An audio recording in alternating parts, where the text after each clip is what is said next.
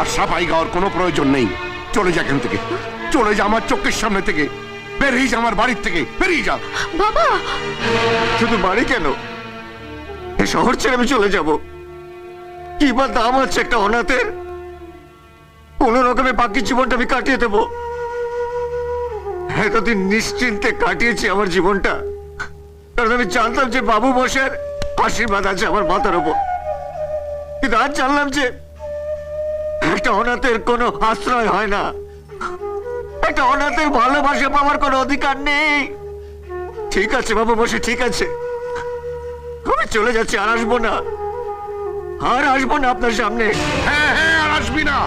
এরপরে যদি আমার বাড়ির চৌকাঠে তুই পা রেখেছিস, তাহলে আমার মরা মুখ তুই দেখবি। ঠিক আছে, ঠিক আছে, মুখ আর আপনাকে আমি কোনোদিনও দেখাবো না। চলে যাচ্ছি।